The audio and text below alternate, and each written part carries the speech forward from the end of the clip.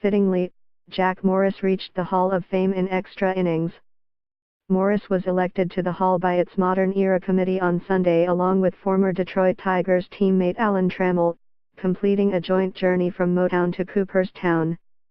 The big game pitcher and star shortstop were picked by 16 voters who considered 10 candidates whose biggest contributions came from 197087. Morris got 14 votes and Trammell drew 13, one more than the minimum needed. Story continues below advertisement. They will be enshrined on July the 29th, and fitting they'll go in together. They both began their big league careers in 1977 with Detroit and played 13 seasons alongside each other with the Tigers. The time that I've spent wondering if this day would ever come seems to be vanished and erased right now because it did come, and it's amazing, the 62-year-old Morris said during a conference call. Trammell felt overwhelmed.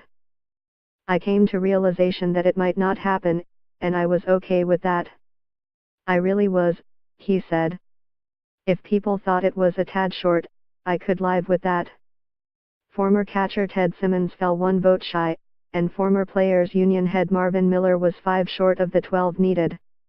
It's not a big surprise, Miller's son, Peter, said from Japan.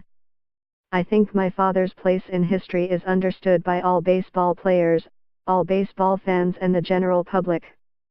Morris had 254 wins and 7 more in the postseason, including his 10-inning shutout in a 1-0 win for Minnesota over Atlanta in Game 7 of the 1991 World Series.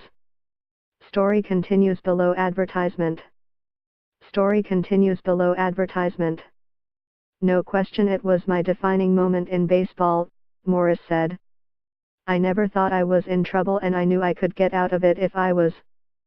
So I had the best mindset I've ever had in my entire on that night. Morris also pitched for World Series winners in Detroit with Trammell, in 1984 and Toronto in 1992. His 3.90 career ERA tops Red Ruffing's 3.80 as the highest of any pitcher in the Hall.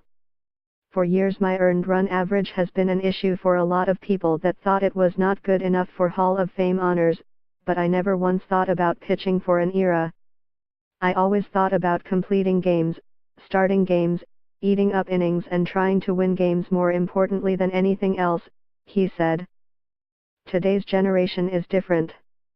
In my heart of hearts I don't think for a second that guys that are pitching, the elite guys especially that are pitching in the game today, could not do what we did.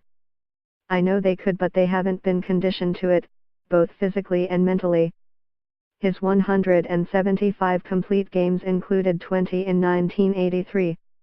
The entire big league total this year was 59, and no pitcher had more than 5.